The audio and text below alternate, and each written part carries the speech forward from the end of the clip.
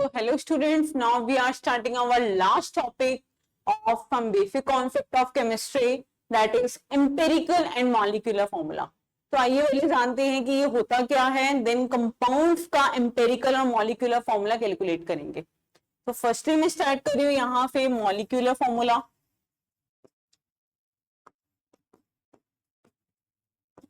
तो देखिए molecular formula आपका क्या होगा, it represents number of atoms of elements present in a compound. यहां पे आप एक और वर्ड ऐड करेंगे, it represents actual number of atoms. Means कि एक कंपाउंड है, कंपाउंड किससे मिलके बना है, एलिमेंट से मिलके बना है, और एलिमेंट के अंदर क्या है, एटम्स है. तो एक कंपाउंड में जो एलिमेंट है उसके कितने एटम्स है, अगर एक्चुअल नंबर की बात की जाए, that is known as its molecular formula. अब बात करते हैं ये एम्पेरिकल फॉर्मूले का मतलब क्या है. एम्पेरिकल फॉर्मूला तो इसे कैसे डिफाइन किया जाएगा, it represents number of atoms of elements present in a compound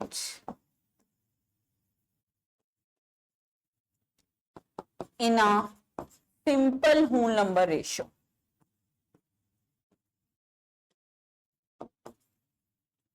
means देखिए डिफरेंस कहाँ आया. जब मैंने मॉलिक्यूलर फॉर्मूला की बात की तो मैं कह रही हूं कि मैंने एक्चुअल नंबर ऑफ एटम्स लेने हैं. एम्पेरिकल फॉर्मूला की बात की तो मुझे क्या लेनी है, जो आपके एलिमेंट्स के एटम है वो क्या होने चाहिए, सिंपल होल नंबर रेशियो में होने चाहिए. अब ये तो होगी जस्ट सिंपल डेफिनेशन. आइए इसे हम एग्जांपल की हेल्प से समझते हैं.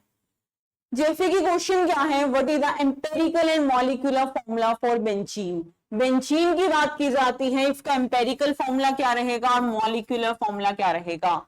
बेंजीन इज योर C6H6, यही रहता है आपका बेंजीन, ये स्ट्रक्चर होता है आपका ऑर्गेनिक केमिस्ट्री में. अब आपको क्या करना है, एक्चुअल में, एक्चुअल यानी कि 6 कार्बन है, 6 हाइड्रोजन है, तो ऑब्वियसली मॉलिक्यूलर फॉर्मूला आप क्या लिखेंगे, मॉलिक्यूलर फॉर्मूला इज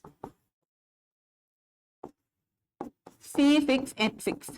बट जब बात की जाए एम्पेरिकल फॉर्मूला की, एम्पेरिकल में मुझे क्या लेनी है, रेशियो लेनी है, तो वो क्या हो गया, PH हो गया.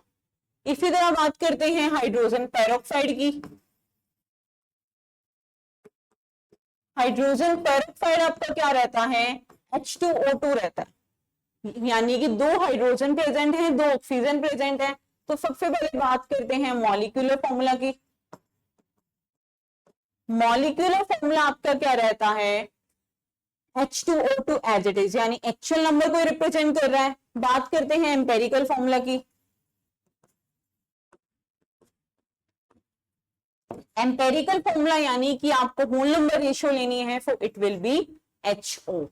सो आई होप इतना तो आपको पता चल गया होगा. मॉलिक्यूलर फॉर्मूला अगर गिवन है या मुझे पता है, then I have to find out the empirical formula. अब आइए कुछ थोड़े से खतरनाक न्यूमेरिकल्स की तरफ जो आपके सीबीएसई एग्जाम में आते हैं, आपको इसी कॉन्सेप्ट की हेल्प से उन्हें करना है. देखिए न्यूमेरिकल क्या है, अ कंपाउंड कंटेन, एक कंपाउंड की बात की गई है, उसके अंदर 4.07% हाइड्रोजन है, 24.27% कार्बन है, एंड 71.65% आपका क्लोरीन है, और मोलर मास बताया गया है 98.96. अब आपको क्या करना है, आपको एम्पेरिकल फॉर्मूला भी फाइंड आउट करना है और आपको मॉलिक्यूलर फॉर्मूला भी फाइंड आउट करना है. तो देखकर घबराना नहीं है ऐसे क्वेश्चंस को. You have just 5 steps, 5 step को फॉलो करेंगे, आपके पास आंसर आ जाएगा. स्टेप नंबर फर्स्ट की बात करते हैं, conversion of mass percentage into grams. कि जो भी मास परसेंटेज गिवन है सबसे पहले उसे ग्राम्स में कन्वर्ट कीजिए.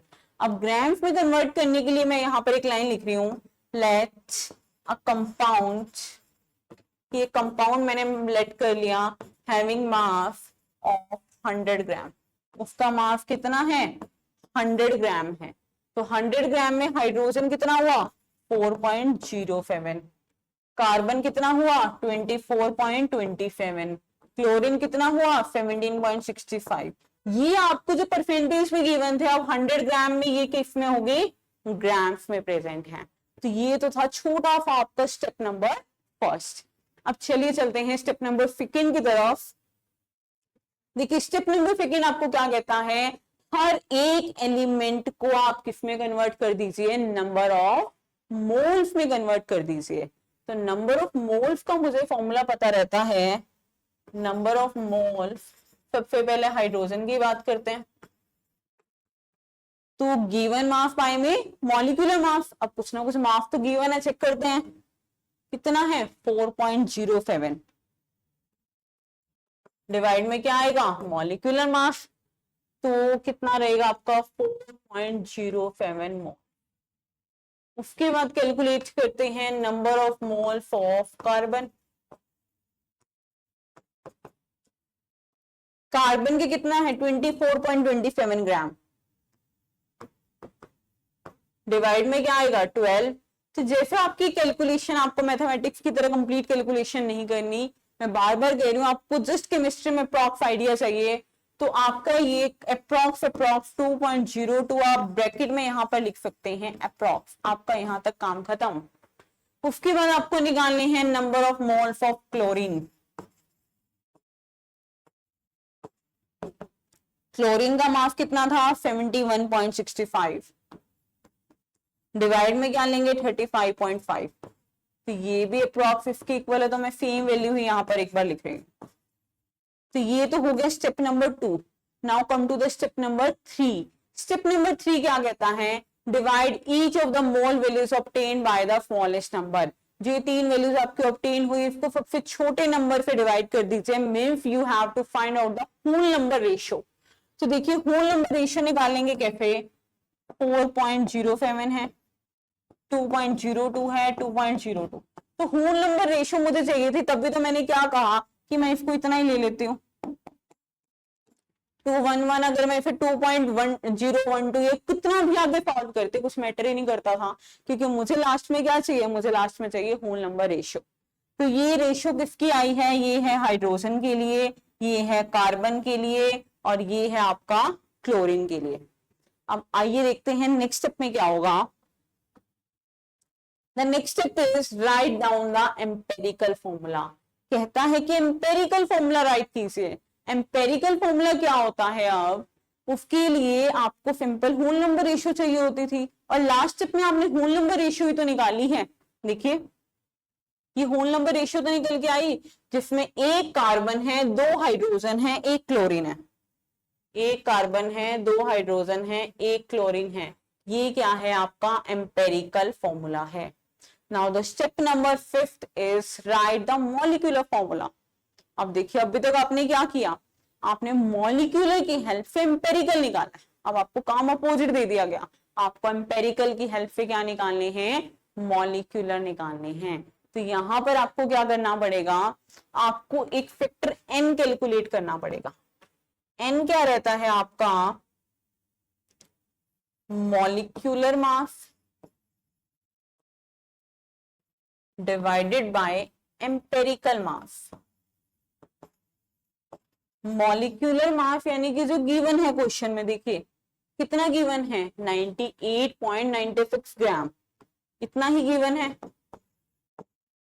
और एम्पेरिकल मास यानी कि जो एम्पेरिकल फॉर्मूला आपका निकल के आया उसका मास, तो कार्बन कितना है 12, हाइड्रोजन है 2, क्लोरीन आपका कितना रहता है 35.5, तो इट इज अप्रोक्सीमेटली 49.5। और मुझे क्या कैलकुलेट करना है n, तो n क्या आना चाहिए, होल नंबर रेशियो में आना चाहिए। तो मैं इसे जो अप्रॉक्स की बजाय कंप्लीट क्या लिखूंगी 2। मीन्स कि अब देखिए मेरे पास जो एम्पेरिकल फॉर्मूला आ चुका था, मुझे क्या करना था मॉलिक्यूलर फॉर्मूला कैलकुलेट। तो कैसे करेंगे, मॉलिक्यूलर फॉर्मूले के लिए मुझे एम्पेरिकल फॉर्मूले को इफ n से मल्टीप्लाई करना होगा। यानी कि n की वैल्यू आपकी कितनी है, n की वैल्यू आई थी 2, और एम्पेरिकल फॉर्मूला आपका कितना आया था, FeH2Cl। तो आपका मॉलिक्यूलर फॉर्मूला कितना हो जाएगा, C2H4Cl2। तो आई होप आप सभी का आंसर आ गया होगा। Thank you so much. तो यहाँ पे आपका चैप्टर ये एंड होता है।